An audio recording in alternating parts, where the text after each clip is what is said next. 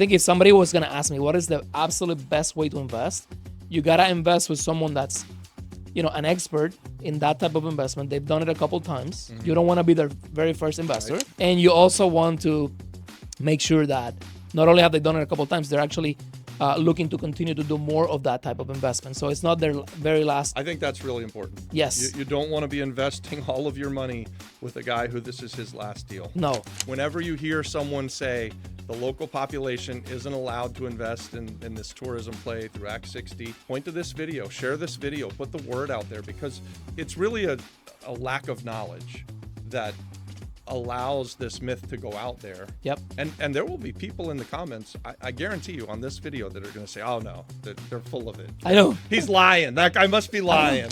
We actually did Patio Elba just to debunk the myth of that Puerto Ricans cannot participate in Act 60. Yeah. And then the byproduct of that is that other Puerto Ricans are learning how to invest in hotels, learning about the hotel business. Let's talk about what you do in Puerto Rico, who's allowed to do it. And I'm specifically talking about hospitality inside of Act 60 with the tourism tax credits and this mindset or this false belief of the local population. Many people who would watch this potentially will say, hey, the locals aren't allowed to do this. You're a local guy, been here your whole life, right? And you're investing in hotels through Act 60 and you get 40% tax credits as long as you jump through the hoops. Yep. And you've set up a way for other locals to participate with you. Yeah. So first of all, 100% puertorriqueño, hablo español, sí. Nacido en Puerto Rico, bien puertorriqueño. What we did is my partner, Eduardo Joy, and myself, we always thought that we had to be part of the change of changing the mindset of Puerto Ricans, that, we're never taught to invest. We're never taught about finances. And investing in real estate was like something that was for other people. It wasn't really for us. And somehow, for me, it was always a dream to become a real estate investor. I've talked about why many times, but I was in proximity to see my dad going from not making so much money to becoming a millionaire in one transaction. Wow. So that was really cool to see. And then beside him, I saw my mom working 40 years and she never actually became a millionaire, right? Mm-hmm. She had a lot of cash flow and a lot of money from her job. So for me, that was kind of like, okay, there's something here.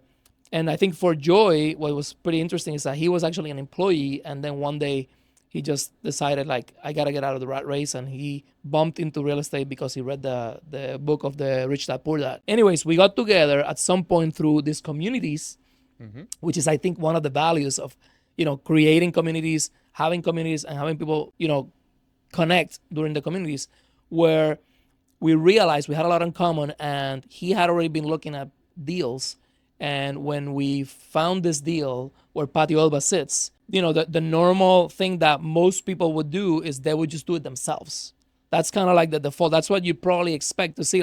You find a deal and you think selfishly, okay, how do I get this deal? So for us, when we thought about that, we also thought about, okay, how cool would it be is instead of doing this ourselves, we have allowed other people to do it. And we had already been in a community where we were learning how to do syndication, which is the legal way where other people can invest. So whenever you're hearing somebody saying, hey, invest in my deal and blah, blah, blah, there's many ways to do it. I'm not a lawyer, but one for sure way where it works is when you invest in a syndication. So we learned how it works in general terms, but more importantly, we knew who to call, which was a lawyer, to set it up for us. And we essentially came up with a way where other Puerto Ricans could become owners of this hotel with us through the legal way. It all worked out because at the end of the day, Eduardo and myself never had the opportunity to do this. So we wanted to democratize for Puerto Ricans and give them an opportunity to invest as little as $25,000. Amazing. Because, we love the banks so much that we wanted to compete with the banks. We wanted to give people an opportunity where they could redirect their savings account that's making a whopping 0%. No money at all. To making some real money. So that's why we did it. There was how many people invested in Patio Elba? It's about 15 people. 15 people, all of them local Puerto Ricans? 100%. 100% local Puerto Ricans. And you as the driver of the ship, you and Eduardo, local Puerto Ricans. So, I mean, this is truly debunking the myth. It was literally, I kid you not, the whole purpose of doing it was to debunk the myth. You debunk the myth completely. So you guys, whenever you hear someone say the local population isn't allowed to invest in this tourism play through Act 60, point to this video, share this video, put the word out there, because it's really a lack of knowledge that allows this myth to go out there. Yep. And there will be people in the comments, I guarantee you, on this video that are going to say, oh no, they're full of it. I know. He's lying. That guy must be lying.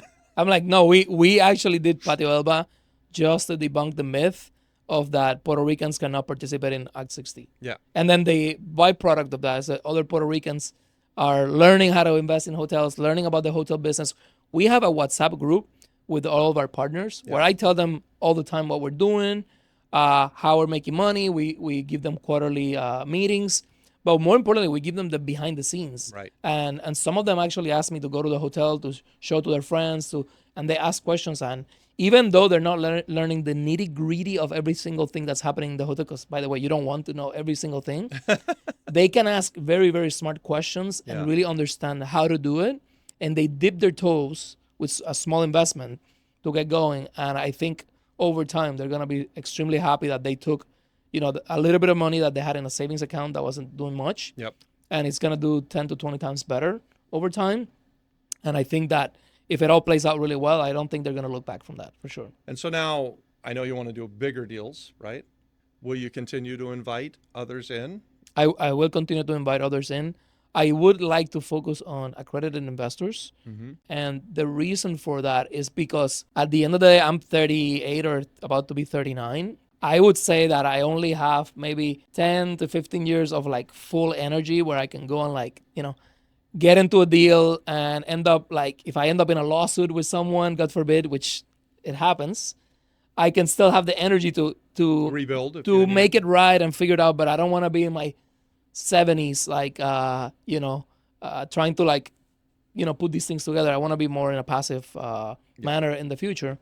So I would like to speed up that process. And I think at the end of the day, I need to go and access, bigger checks so I can do bigger deals just because of pure math, right? Like if a hotel room costs, call it $200,000 to build, one hotel room, and I'm going to do at least, let's say, call it 30 rooms, that's $6 million. So I need to have Big access pocket. to. You need deep pockets. I need a deeper pocket, right? Yeah, it's a lot of people at $25,000. It's like a million people at $25,000, right? It's so really hard. For that, I think that I'm going to figure out ways where whenever I feel like it's going to be much easier to bring non-accredited again, I'm more than happy to do it. But I don't know that I'm going to want to do it. Right now, I'm looking for partners with, bigger checks. You'd be surprised. Some people that have actually reached out to me to invest, they don't like to invest with other people. They want to find deals where it's just like Them. just one-on-one. Yeah. Two people. I'm sure that's happened to you too. Most of the time. Yeah. And that's our preferred way that we would do deals too, is throughout the years, it's always been one deal, one investor, and us. Yeah. That's how we would set that up. And why do you do it that way? Do you feel more comfortable or? Well, I do it for a couple of reasons. One, it's worked out with the deal size that it works really well. So if I'm buying a house for say $75,000 to $250,000, and I need another $50,000 or $75,000 for renovations, then my all-in investment is $125,000 to $350,000. It's pretty easy to find one person to come into that deal, right? And it's a very, very clean structure. Very right? clean. It's also very easy to be on the same page with one partner, one investor.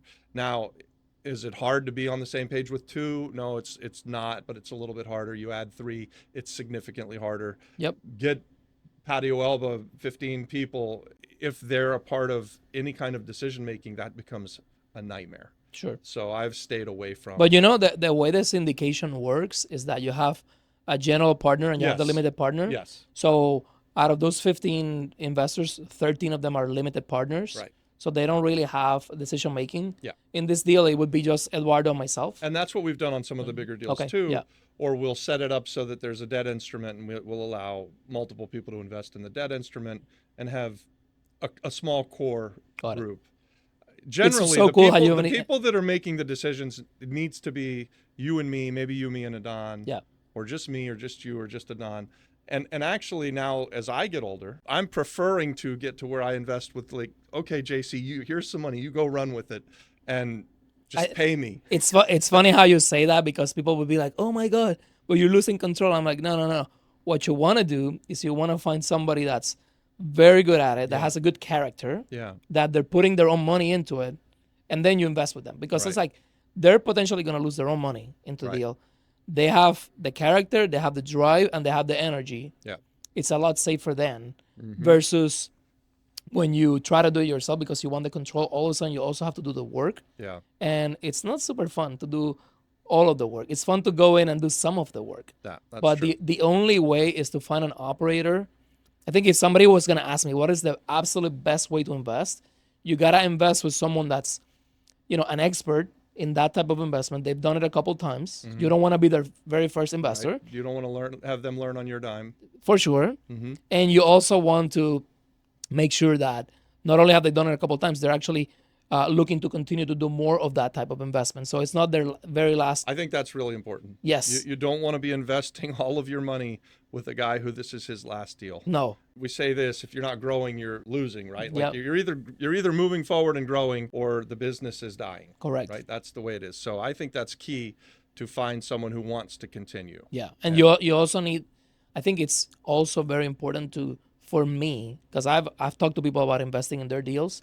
I always want to know, how much money are you investing in your own deal? Yeah. If they don't invest in any money in their own deal, it concerns me. I don't know about you, but it would concern me, because I'm like, well, you're not willing to lose even $5 of your own money, then there's something wrong with the deal. Every deal we've done, we've always set it up so we try to set it up so that the money gets half and the work gets half. But it's a 50-50 partnership. So if there's a loss, then the person put in the money loses half and I lose half. Love it. And there's also, I can't point to a deal that lasted any significant time that wasn't just like a complete in and out that we didn't end up with money in it, right? Yeah. Like, so we're running the day-to-day operations and we just always end up with skin in the game. Yeah. And it certainly can be negotiated part of it, right? There's nothing wrong with someone who's going to make a significant investment, and we've had this, I'll say, hey, I know your typical is you want the money to get half and the deal to get half, but this is $1 million investment. I'm willing to give you 800,000, but I want to see you put 200,000 in. And of course, fine, we can of do course, that. yeah. Yeah, no problem. I think at the end of the day, like when I did my first structure with a partner,